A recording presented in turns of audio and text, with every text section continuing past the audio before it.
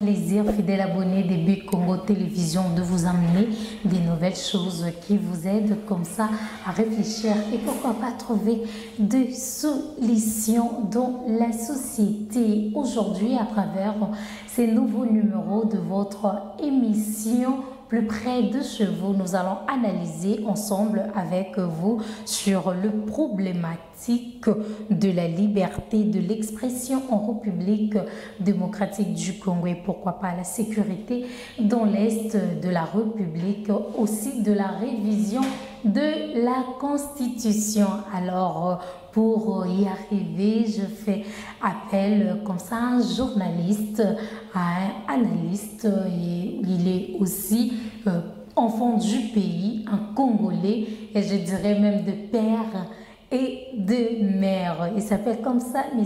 Dev Ngondé. Il est journaliste et rédacteur en chef de Pour Elle. M. Dev, bonjour. Bonjour Madame Chantiana. Vous allez bien? Bien au rythme du pays, si on peut le dire ainsi. Ok, dans la présentation, j'ai omis quelque chose, ça va. Je ne vais pas ajouter que je suis, vous avez dit congolais, mais je suis aussi observateur de la vie quinoise, observateur de la vie congolaise et un intellectuel. Qui dit intellectuel dit celui qui détecte ce qui ne va pas, qui propose une solution grave. Voilà, à travers cette émission, vous allez proposer deux solutions. Entrons directement dans le bain de notre émission. Monsieur Dev, parlons, je dirais, liberté de l'expression en République démocratique du Congo. On prend le cas de l'interpellation de l'opposant Deli Sesanga. Et il a été interpellé d'une manière brutale. Et qu'est-ce que vous pouvez dire en ce sujet? Merci pour la question, madame. J'ai vu les images, je n'étais pas présent sur le terrain, mais j'ai vu les images sur les réseaux sociaux, sur les médias. Et il est sur mon compte X, j'ai condamné cela. Parce que je me dis, si on l'a condamné, si j'en ai on l'a condamné sur le régime de Kabila, où est-ce qu'on peut le voir sur le régime de Félix Tshisekedi, le fils du Sphinx, Étienne Tshisekedi? Félix Tshisekedi appartient à un parti politique qui a prôné l'état des droits, l'UDPS, qui a prôné l'état des droits depuis des années. Et lorsqu'ils sont arrivés au pouvoir, on se disait que c'est là, on va passer d'une étape à une autre, on va pas revivre ce qu'on a vécu sur le régime de Kabila. Alors quand j'ai vu les images, la personne interpellée, c'est ça, qui a le droit de manifester, en tant qu'opposant, en tant que citoyen, qui a le droit de manifester librement, et j'étais franchement écœuré, choqué. Et si vous voyez l'exemple qu'on a interrogé, on a dit après, il n'y a pas d'exemple fondé. Il y en a qui disent que c'était pour le protéger, il y en a qui disent qu'il a trouvé l'ordre public, alors c'est faux. Ils étaient dans la rue, c'est ça, mais ses compagnons, ils étaient dans la rue pour manifester le cadre de leur mouvement contre le changement de la Constitution. Ils y ont mis droit. Et vous savez, madame, ils sont également informés au tel des villes. On a fait des documents sur les réseaux sociaux, le tel des villes était informé. Et nous sommes dans une information, non pas d'obligation. Le tel des villes était informé. Et ils ont fait ce qu'il fallait faire, mais j'ai mis pour que ce soit interpellé. Et d'ailleurs, je crois que c'était quelques heures après, le chef de l'État lui a fait qu'il a condamné cela. Au niveau du Conseil des ministres, il a condamné. Il a demandé au ministre de l'Intérieur de faire en sorte que ça ne se répète plus.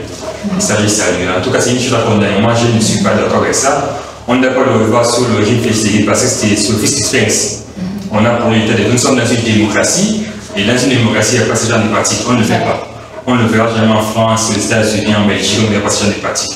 Les opposants ont le droit de revendiquer, de marcher librement. Tant qu'ils ne trouvent pas leur public, il n'y a pas de souci. Ils peuvent revendiquer. Tant qu'ils ont demandé, ils ont informé l'autorité urbaine, il n'y a pas de souci. Donc moi, c'est une chose, je ne sais pas que ça peut se refaire encore. On ne veut pas au Congo, nous sommes dans un pays d'état de droit, on veut la démocratie, il faut débugger par acte à l'avenir. Voilà, les trois personnes, ou je dirais les trois policiers qui étaient les auteurs de ces actions ou de cette manque de politesse, je peux me permettre de le dire, ou même la brutalité qu'ils ont eu à faire à la personne de Messier Deli Sesanga sont en fuite. Est-ce que vous pouvez espérer, parce qu'on peut sceller, on peut dire que déjà ce n'est pas le premier cas en République démocratique du Congo qu'on trouve ce genre de choses, qu'on voit les policiers poser ce genre d'action, et vous, le président de la République, a condamné cela. Est-ce que vous pensez que la condamnation du président de la République peut changer les choses? Je suis un peu sceptique. Je pense en tant que chef, sur le moment des Congolais, sur le chef de l'État, sur le président de la République, sur le garant du bon fonctionnement des institutions, comme il a toujours dit. Je pense que, comme il a dit, c'est sa parole comment dire, à pouvoir des lois, comme on dit. Comme il a dit, j'espère que ceux qui sont dans les stades de lui, les ministres, les chefs de la police, de l'armée, ils vont suivre les paroles du chef de l'État. Espérons bien. Mais je suis sur les pays où les gens ne veulent pas toujours se faire les textes et les lois. Le chef peut parler, mais en bas, ce qui va se faire, c'est parfois un peu désolant. J'espère beaucoup, je peux le Seigneur, on l'espère bien, on va sensibiliser par rapport à ça, nous sommes dans les médias, nous, les journalistes, on va sensibiliser. On espère beaucoup qu'ils vont, ça sera respecté la parole du chef, ça sera suivi à la lettre. On espère bien que surtout le ministre de l'Intérieur, Jacques Chabani, va, en tout cas, si tu la lettre, il va donner des ordres, des instructions claires à ceux qui sont ses subalternes, au niveau de la police, au niveau du service de renseignement et de sécurité. On l'espère bien. Voilà. Mais pour dire, moi, je suis un peu sceptique. Voilà. Le lundi dernier, M. Dev, il y a eu une réunion bilatérale entre la République démocratique du Congo et le Rwanda, sous la médiation bien sûr de l'Angola. Est-ce que vous pensez que c'est pour parler, ces rencontres, ces réunions et toutes ces choses pour résoudre les choses, parce que ce n'est pas la première fois, les réunions se multiplient, les rencontres se multiplient, mais vous espérez que cette fois-ci, il y aura une solution à ça? Madame, franchement, mes compatriotes m'excusez, je suis impulsif, je vais le répéter encore dubitatif. Avec notre voisin belliqueux, Paul Kagame, en tout cas, il n'y a pas beaucoup espéré. Okay. Comme vous l'avez dit, il y a eu beaucoup de réunions, beaucoup pour parler. Nairobi au Kenya, maintenant au niveau de l'Angola, il y a eu, je crois, en fait, également au niveau des quelques états de la SADC, on en parle, il y a eu des réunions au niveau de Brazzaville, mais rien n'est en échange. Ça fait 30 ans qu'ils commencent à mourir, 30 ans qu'on viole à l'Est, 30 ans qu'on tue, 30 ans qu'on pille nos richesses à nous. Il y a eu beaucoup de réunions. Par exemple, pour moi, notre voisin belliqueux, Paul Kagame, je pense qu'il a été faire du théâtre. Il n'y a pas de volonté. Et non, c'est vrai, le bon, c'est pas seulement lui Kagame, on le sait tous, c'est pas Kagame. Derrière Kagame, il y a beaucoup de multinationales qui sont là. Et les Européens qui sont là, les Occidentaux, les Américains qui sont là. Ils se servent de Kagame pour tuer notre pays, pour piller, pour violer. Et pour autant qu'il y a la guerre, ça va pour eux. Tant qu'il y a la guerre, ils font du business, tant qu'il y a la guerre, ils sont en train de voler. Donc moi, je pense que cette situation, ce n'est pas forcément tous ces propos, toutes ces rencontres-là. Je pense que notre chef de l'État, c'est qu'il doit renforcer l'armée, FARDC, il faut renforcer les FARDC. On doit combattre. On doit chasser ces M23 et autres, AFC, tous ceux qui veulent piller notre pays, tous ceux qui servent la terreur au niveau de l'Est. Moi, je me disais que ce n'est pas sur notre pays, on ne le verra jamais au niveau de la Belgique, au niveau des États-Unis. Une armée, un groupuscule qui essaie de créer un désordre, et puis, je ne sais pas trop, au Texas, à Miami, et puis il y a pendant 30 ans, ça ne se fera jamais. L'armée américaine, l'armée française, l'armée belge, ils vont déloger ces intrus, ils vont les déloger. Je pense que la solution pour le pays, c'est qu'on doit renforcer le service de sécurité, le service de renseignement, notre armée. Et il y a des gens qui ont proposé de créer une barrière, ériger un mur comme on l'a fait, mais c'est proposé. Je pense aussi, c'est pas ce que je peux me tromper, il l'a proposé également. On doit mettre un mur entre nous, le Rwanda. On doit fermer les frontières. Pourquoi est-ce que ce n'est pas toujours des. On ne rompt pas les relations diplomatiques avec le Rwanda? Il faut fermer l'ambassade ici. On doit repartir de notre ambassadeur qui est à Kigali. Je crois que pour moi, toutes ces rencontres-là, il y aura rien de grave qui est sorti. Kagame, il fait du cinéma, il fait du théâtre. Il veut gagner du temps. Pendant qu'on négocie, on continue à piller à l'Est. Pendant qu'on négocie, on continue à violer le moment de soeur à l'Est. Pendant qu'on négocie, nous sommes un peu bien ici, mais les gens qui dorment à l'extérieur. Il y a la pluie, il pleut, il y a qui dans ce moment, mais les gens qui sont en train d'être mouillés à l'Est. Il fait froid au niveau du Nord Kivu. Il y a des enfants, des petites filles, des mamans qui dorment à l'extérieur, qui meurent des maladies, les moustiques piquent. Pour moi, toutes ces rencontres, en tout cas, on peut espérer que même, je ne sais pas, au bout d'un mois, 2 mois, on n'aura rien de grave. Ça va continuer, on va continuer à piller, continuer à tuer, continuer à voler. Et je suis budgétique. Pour moi, la solution, c'est l'armée. On doit renforcer les FARDC, on doit bien s'équiper, bien les pays. On peut avoir autant d'institutions comme ça au Congo, le Sénat, les Sénats provinciaux, et surtout pire encore, les députés, enfin les conseils municipaux qu'on a votés là. Voilà. D'ailleurs, ils ne sont pas même pas budgétisés. Et on cherche à les payer, il n'y a pas d'argent. Pourquoi créer autant de nouvelles bouches à nourrir? Pour moi, je pense qu'il faut changer la condition. Pour changer, pour comment les mettre face à ces institutions-là.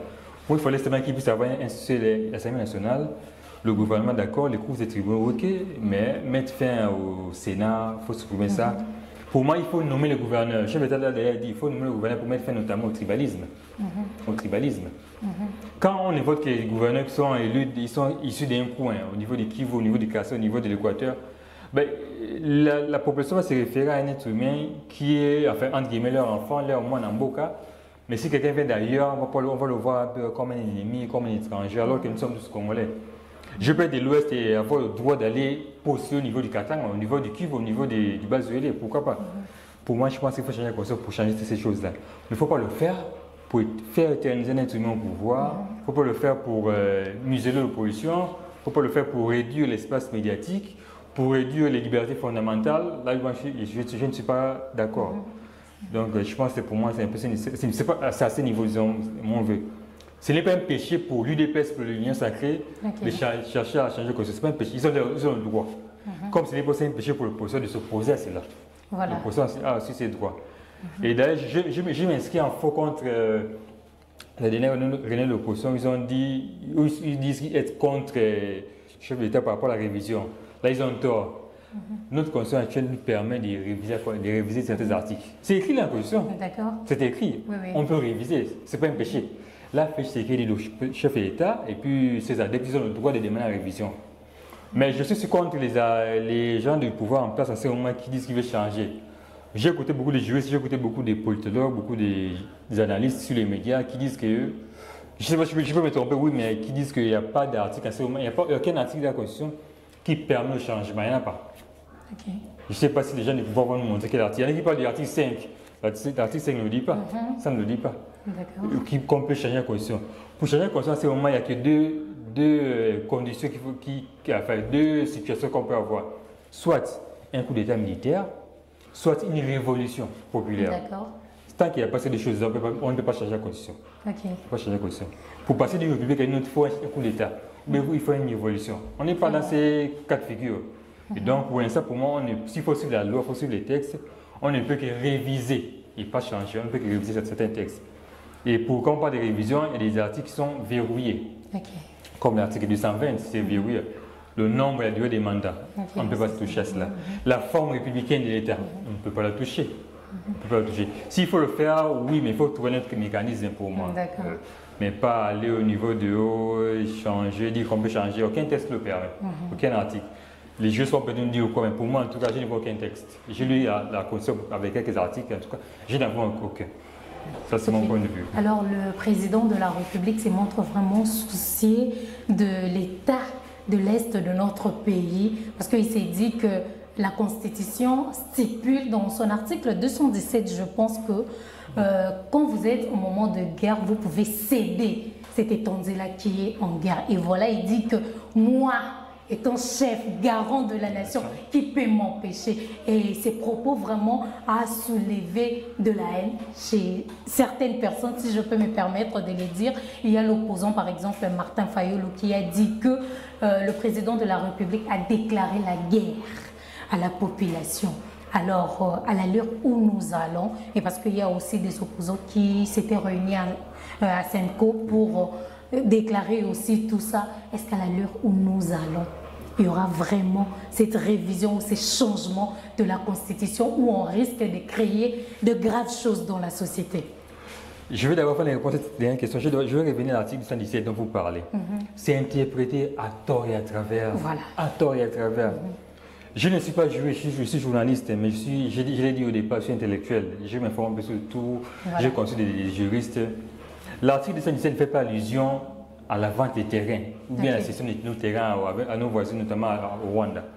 L'article 217 qui parle de souveraineté, parle de la souveraineté dans le cadre de l'unité africaine, et non pas dans le cadre du territoire de nos terrains, vendre le terrain à qui que ce soit. Non. Parce que l'article 217, les gens oublient, il faut se référer à l'article 214, qui parle que pour vendre, pour céder un terrain, on doit consulter le peuple. Tant que ce n'est pas fait, on ne peut pas vendre un terrain, nos terrains. Le Congo reste Congo avec nos limites intellectuelles. Et on le sait depuis très longtemps, les Blancs, les Occidentaux veulent balkaniser le pays. Et les Congolais, dans leur unité, n'ont jamais été d'accord avec cela. On est là depuis des pleines indépendances, on est toujours dans nos territoires tels qu'on a les Belges nous ont donné. Le problème de l'article 217, tel qu'interprété par certains membres de l'Union sacrée, de l'UDPS, et même entre guillemets du chef de l'État, moi, en tant que citoyen congolais, je ne suis pas d'accord avec cette interprétation. Okay. Je pense que ce n'est pas question de vendre nos terrains, c'est plutôt question de l'unité africaine. La cohésion, la souveraineté, c'est ce sens-là. Quand on parle des ambassades, l'ambassade des États-Unis qui est ici à Kinshasa, le territoire, surtout l'ambassade des États-Unis, ça ne nous appartient plus. Vraiment, c'est ça. Ça ne nous appartient plus. Ça ne nous appartient plus. Est-ce qu'on leur a vendu ça? Si un jour on met fin à notre relation avec les États-Unis, on va récupérer ces terrains. Ça nous appartient, c'est sur nos territoires. On va récupérer le terrain là. C'est un peu dans ce sens-là. Je pense que c'est interprété à tort et à travers. Alors, s'il faut répondre à la deuxième partie de votre question, où est-ce qu'on va arriver avec tout ce qu'il y a, avec toutes ces oppositions, toutes ces divergences? J'ai suivi dernièrement sur une radio périphérique, une radio qui est suivie, c'est Kin, très suivie. Il y a un débat sur ça. Il y a eu un compatriote qui a dit, il a bien parlé, j'ai aimé, il a dit la constitution, notre constitution, la loi fondamentale, c'est un peu comme le Congo, c'est une parcelle commune.